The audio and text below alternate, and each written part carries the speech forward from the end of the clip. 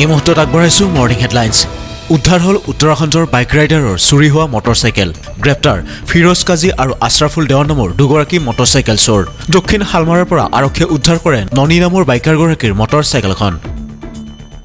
বিত্তমন্ত্ৰী অজন্তা নেওগে দাখিল কৰিলে হিমন্ত বিশ্ব শৰ্মা চৰকাৰৰ অন্তিমখন পূৰ্ণাংগ বাজেট। 2025-26 বাজেট প্ৰাক্কলনত মুঠ 1,55,428 কোটি টকা নিৰ্ধাৰণ।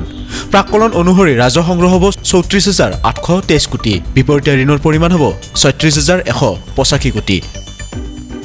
ডাইনীৰ সন্দেহত মুমূৰ্ষ অৱস্থাত নৈত পেলাই দিলে এগৰাকী মহিলাক। বুঢ়ীদিহিং নৈত ককবকাই থকা অৱস্থাত প্ৰত্যক্ষ কৰিলে স্থানীয় ৰাইজে। আৰক্ষীৰ সহযোগত ৰাইজে উদ্ধাৰ কৰি প্ৰেৰণ কৰিলে AMCHলৈ। ডিব্ৰুগড়ৰ ঘোঁৰামৰাৰ 1 নং ৰাজগড় শিঙিমাৰীত সংঘটিত হৈছে এই ঘটনা।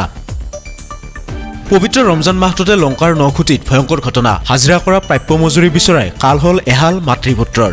গুৰুলা গুৰুলকৈ প্ৰহাৰ মাতৃপুত্ৰক। আৰক্ষীৰ জালত ঘটনা সংঘটিত কৰা অভিযুক্ত জামাল বাচ্চা। ডিমৰীয়াত দিনক দিনে বৃদ্ধি পাইছে গৰু চুৰিৰ ঘটনা। গৰু চোৰৰ সন্ত্ৰাসে নিৰ্যাস কৰিছে সাধাৰণ জনতাৰ। যোৱা নিশাও সোণাপুৰৰ গুমৰীয়া গাঁৱত বিলাসী বাহনেৰে গৰু চুৰি কৰিবলৈ অহা এটি ঘটনা সংঘটিত হয়।